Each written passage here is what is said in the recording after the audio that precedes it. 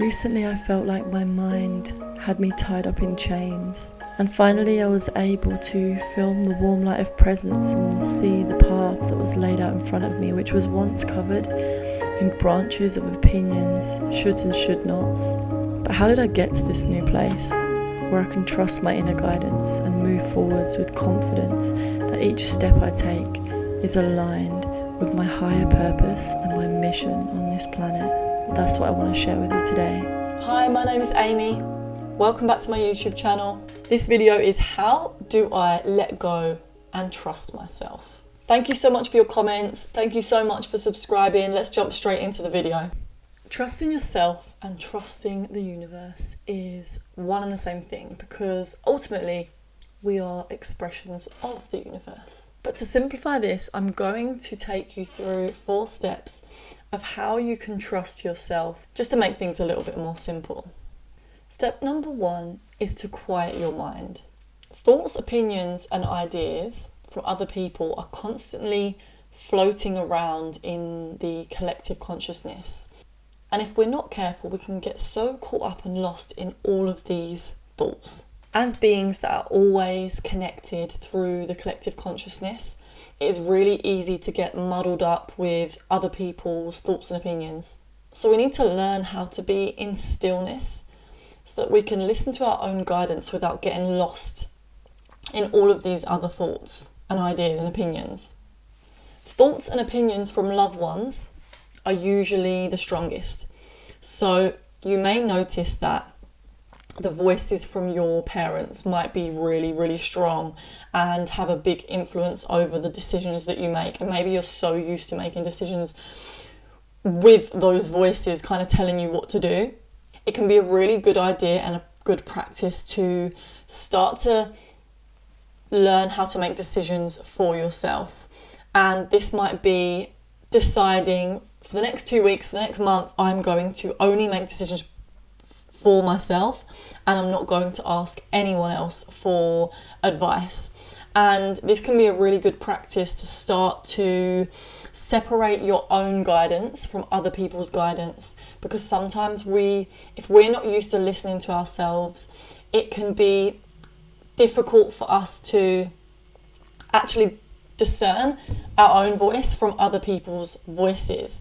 Have gotten into a kind of place where your voice is muddled up with other people's voices. So just maybe taking that time to make your own decisions and figure out your own voice and your own guidance can be a really good tool.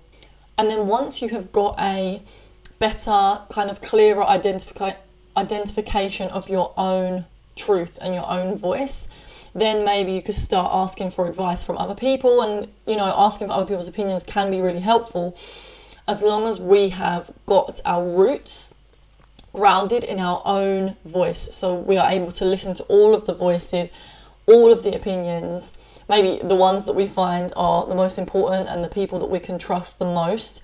And remember, when you start to maybe open up the space for other people's opinions or other people's guidance, it's important to always listen to how you feel and ultimately make your own decisions from your own heart.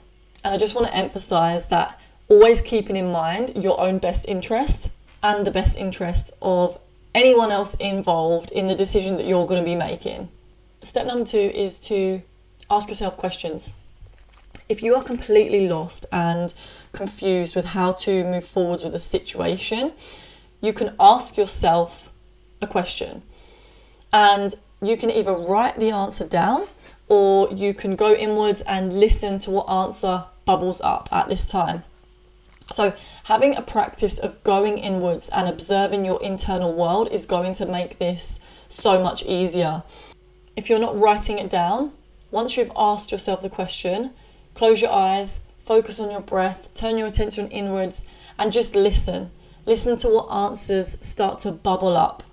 And it's good to get into some kind of stillness practice before doing this. So whether that's meditation, exercise, dance, breath work, whatever way helps you get into a place of stillness before is going to be really helpful for this. But once you've asked yourself that question, observe what answers start to bubble up. And these answers might bubble up in different ways for different people. That could be in the form of images, voices, feelings, whatever it is for you. Just listen and see what comes up for you. And I just want to emphasize, the more you practice this, the easier it will get. If you notice any resistance, so when I say resistance, I mean negative thoughts or negative feelings coming when you ask yourself these questions, take your attention to this resistance and listen to that and ask the resistance what it is telling you. Get curious on what this resistance is. Again, go into a state of listening and receiving and see what answers you get in that moment. Step number 3 is to discern what voices you want to listen to and which ones you want to change. If we're used to living how society has programmed us to live, which is pretty much all of us at this point, it may feel kind of foreign to start doing something different to what we're used to being told to do or what we're used to just doing, and that is completely okay. So the most important thing is that you constantly bring your attention to how you're feeling and listen to how you're feeling. You can choose to believe what thoughts you're having.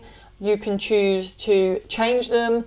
You might be having a thought about whether you should communicate something or not. You can choose whether you want to communicate that or not. It's really up to you, and noticing and becoming aware of your own free will and what you personally can do with any situation that you're in, knowing that you have the power and the free will to make a decision on any situation. So, as I said, just getting connected to how you feel and really listening to yourself. Step number 4 is to have compassion for yourself. So what I mean by this is sending love and compassion to yourself and to your body by focusing your attention on your body or your feelings or your thoughts, and telling them that it's okay to be feeling what they're feeling, and also telling yourself that you are here to listen, and whatever your feelings or the thoughts that you're having are trying to express, reminding them that you are here and that they are allowed to express whatever it is that they want to express. And then really listening to whatever message comes through in that moment. When you do this, you will start to build a relationship with yourself that has a foundation of love and trust, because you're allowing all these different parts of yourself that might be in opposition from each other to have their say. And you're giving them the opportunity to really have their say, whether these voices come from societal programming or our parents or wherever they come from. You're still giving them the opportunity to be heard. And then once you've given them that opportunity to be heard, you can then choose what you want to do with them and speak with them as if they are your best friend. Speak with them as if they are your child. You may have parts inside of yourself that are in opposition, so make sure you listen to both sides and make decisions that have both sides. Hear both of them out and make a decision that gives both sides a sense of relief and fulfillment, so that you're not leaving any parts of yourself, you're not ignoring or suppressing any parts of yourself, you're listening to every single part of yourself. And this is how you can start to begin to build trust and a really loving relationship with yourself, your whole being. So I'm going to give you an example. The other day I was sitting outside in my garden and I was feeling so anxious. I knew I had to get work done, or I knew I wanted to get work done, but I had so many thoughts that were just consuming my mind that I just felt like I couldn't get anything done in that state. Not only was it really hard and difficult for me to get motivation in that state, but I also knew that if I tried to work in that state, the quality of work that I was going to do was not going to be the quality that I wanted. So I went outside and sat in the garden, and what I noticed straight away was that I was having all of these thoughts coming up and bubbling to the surface that weren't actually mine in the first place.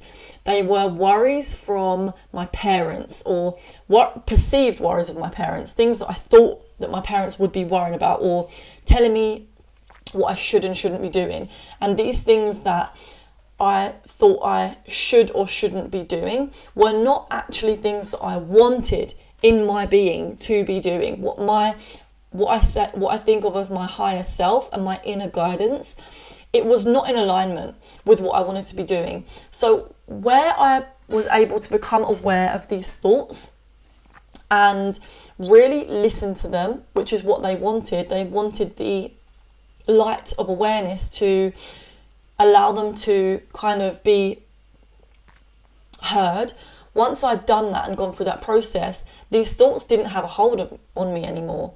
And I was able to listen to them, but then choose new thoughts and choose what I was going to do with these thoughts. And some of them were worries about like financial issues. So what I did is I didn't just ignore these thoughts, but I decided that I was going to look at my financial situation and make a plan. And once I had made that decision and done that, things just felt a lot better, and I was able to calm those voices down in my head that were really stressed about certain things and give them a sense of reassurance, which is what they needed in that moment for me to be able to move forward in like a really calm state. Are you resonating, guys? Let me know in the comments below. And that is it for today's video. As usual, thank you so much for your comments. Thank you so much for subscribing, and I will see you in the next video.